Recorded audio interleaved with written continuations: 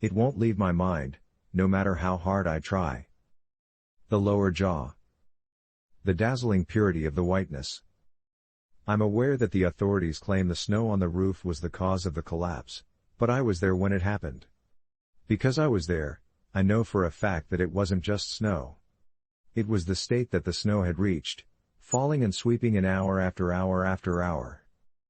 In a blizzard that, according to the forecaster, was the worst of its kind in a century. Of course, it occurred on the day that I worked a 12-hour shift, and my boss had said, "We can't close the pharmacy, now can we?"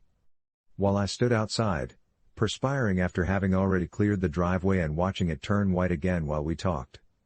"We can't close the pharmacy, now can we?" He had asked, no doubt from the warmth of his living room.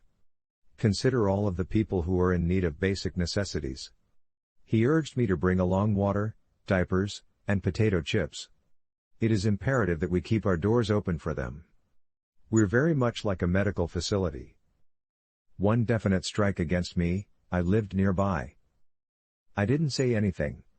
As a means of breaking the awkward pause that ensued, he proposed, "Perhaps we can let you finish a little early. How does the idea of 30 minutes sound?"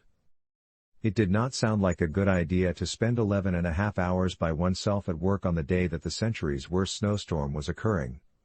I replied, "Fine," after coming to the realization that I was a coward and a pushover. Fantastic. A snowplow passed by, and as it did so, it redeposited snow on the driveway. Fuck. After that, I knocked over my phone, and it landed in the snow. Fuck. I got into the truck that belonged to my dad after I had cleared a path to the street, and then I checked my phone. Although there was some moisture trapped behind the lens of the camera, the phone itself continued to function normally. I backed out of the driveway and continued on my normal route to work, despite the fact that this morning I had to drive through whiteout conditions. Along the way, I passed the occasional car that was either stuck in the snow, fishtailed onto the unplowed shoulder, or sitting empty in front of houses where other people were spending their unexpected days off. I made it without any problems despite my slow pace. My place of employment, Sam's RX, was one of approximately 50 stores that enclosed a large square parking lot. These stores, along with the parking lot, comprised our neighborhood's Amity Hill Mall. It was nothing extraordinary, referred to as the mall, and it is no different today, with the exception of its eerie and vast emptiness. It's not like I expected anything else to happen. On today's roads, only people who are completely insane or people who work in retail could be expected to risk going to the mall. I pulled up, shielded my face with my arm, and walked the short distance from the truck to the entrance of the pharmacy. Once there, I used my numb fingers to fiddle with the lock and key until I heard the satisfying click, and then I was able to go inside. At least the interior was warm and inviting, and once I had closed the door behind me, it was very quiet. Even just being outside for a minute in the openness of the parking lot, where the wind had space to rush and howl, had filled me with a certain unease, a desire for shelter, and an imagined fear of being homeless, of being alone, and of being forced to brave the violent outdoors without the assistance of civilization. In spite of the fact that I didn't anticipate a large number of customers, I went through my standard opening procedures and then took a seat near the wall of windows that faced the parking lot. This morning, the space between the two sides of the mall square appeared wide and infinite, like an endless sea, whereas in the past I had been able to easily make out the grocery store that was directly across from Sam's RX. There were even times when I was able to make out the water tower that was located in the far distance behind it. Even the snow that was falling sideways appeared to be unnaturally still, as if it had stopped, each snowflake frozen in place as if by the snapping of the thread of time. If it weren't for the sensation of my own rising and falling breath and the muffled howl of the wind, I could have been fooled into believing that the snowfall had transformed into a milky, coastal fog. A car would drive by every once in a while, breaking the hypnotic monotony and flickering in and out of existence in the encircling blizzard. However, no people appeared, and for a brief moment I lost myself in a world without people and wondered, what am I going to do with the rest of my life? What exactly is the point of? That was the first time I had seen it. The wind must have shifted, and in its shifting, it had momentarily cleared away a view of the sky, a faint blue that was distinct from the pure white of the snow. Into this view, white, monstrous, and against it, did the beast rise, formed as if from the snow itself, emerging from the parking lot, and leaping into the air, a white, monstrous, and opposing presence. A shark. A shark that is entirely made of winter, with eyes the color of a horrifying sunset and teeth as clear as ice crystals. It dangled from above. Even as my mind raced through rational explanation after rational explanation, hallucination, pareidolia, mirage, boredom, and imagination, I knew this was no ghost, no conjuring of my mind, but objective truth, a monster of unlimited appetite that longed to feast on love and warmth and summer. And when it smashed through the roof and landed in the parking lot, the wind howled like a wolf. And every window in the pharmacy shattered, first forming a spiderweb of cracks and then exploding in a shower of glass and ice, and winter in all its bitter icy glory. I quickly made my way to the nearest wall for cover. After that came winter. I had a difficult time locating my phone. I had to call someone. In order to report the damage, no signal.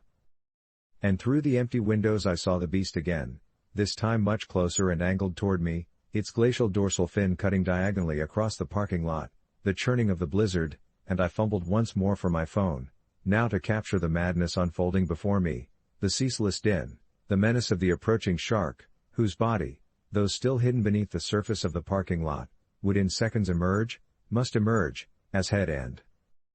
I maintained my position, keeping a firm grip on my phone. Recording. Despite the fact that my nerves were starting to fray and that the snow was hitting my face, I was able to stand on cold legs that were stable enough so that when the beast finally, mercifully, lifted its head, opened its massive jaws, and rose, I was able to escape. I hung around until the very last second before making my escape. Putting my hands behind my head, I saw it soar above Sam's RX, bigger than any creature I had ever seen before. In its most glorious descent, it smashed the pharmacy, and I found myself crawling and stumbling forward through the space where the entrance had once been.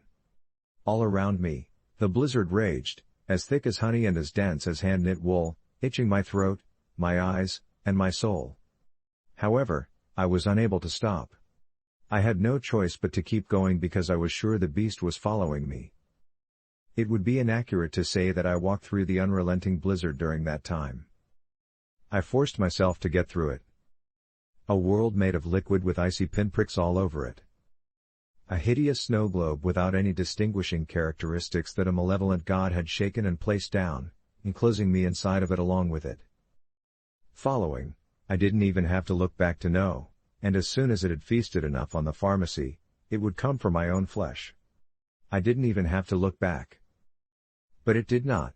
Instead, I heard the creaking of steel and the collapsing of brick from a distance away, and when I glanced to my right, I saw with my eyes watering the destruction of another store, then another store, and another store in rapid succession. I was only able to catch brief glimpses of its formidable jaws, opening, encompassing the entire shopping center, retailer by retailer, leaving nothing standing as it prowled along the parking lot coast. It was intent on devouring every last trace of commerce, bringing its natural hunting grounds back to their original state of pristine cleanliness. The only thing that would be left would be bones, such as weekly flyers and unwound screws, shards of plastic and money that has no value, and broken medals for employees of the month who will never be seen again. I came to a complete stop, dropped my arms, and looked around. I didn't let go of my phone, but there was nothing more that could be captured on camera. A world of cosmic dust that smelled like laundry detergent and tasted like chemical purity was all around me as I stood there. The whiteness that surrounded me was complete and unadulterated. Directionless. Aimless. Where exactly am I located in the parking lot of the mall? Where in the world am I? We were the only ones in the room, and after it had completed its journey around the planet, it came back. You are snow, and you will eventually turn back into snow. You are like a horrible angel charging at me with its jaws wide open from a sky the color of the waters, the color of the asphalt, and the color of the very essence of existence, for you are snow. Because you are snow, you will eventually melt back into snow. The weight of it all, the avalanche. It devoured me. I swore to you that it devoured me, because you are the snow. And the snow will welcome you once more. What exactly is that? I believe it was a man's voice that I heard. I have the impression that I heard something. I was rendered helpless by it. Cold. Having been obliterated in the wake of. There, the voice said, and all of a sudden, the sky materialized. After that, arms were pushed beside my body. A mugshot of a police officer. I started hacking as I was drawn closer to it. As soon as I was able to move my arms again, I rubbed my eyes with my fingers. The haze was replaced by clarity. I've been looking for you all over. You okay? I made an effort to talk, but I just couldn't. Coughing. I was in the parking lot of the shopping center. Even though the sun was shining and the sky was clear, there was an excessive amount of snow everywhere. I recalled the monster swooping down and attacking me.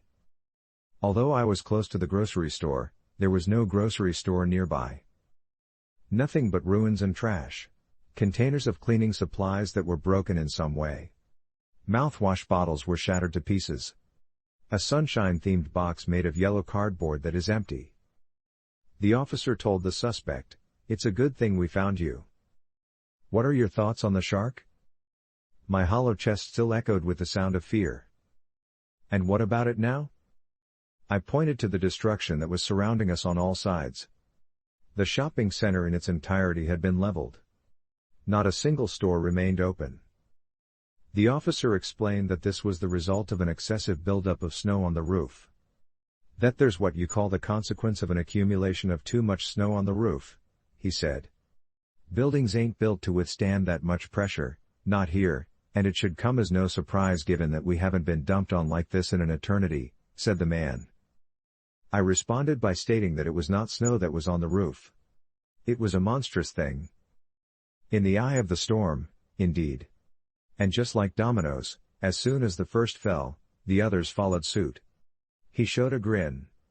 I have no doubt that that is what you will report to us at the station. That was what I had explained to them. After I had signed the statement, they said, there, at the end of it.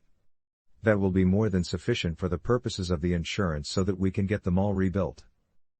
However, that is not what I am going to talk about with you.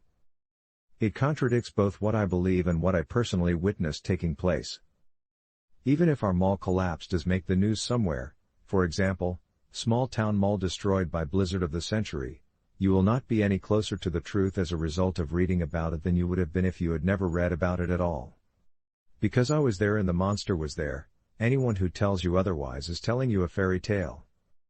Regarding my phone, I still have it, but none of the videos that I recorded with it are clear enough to watch.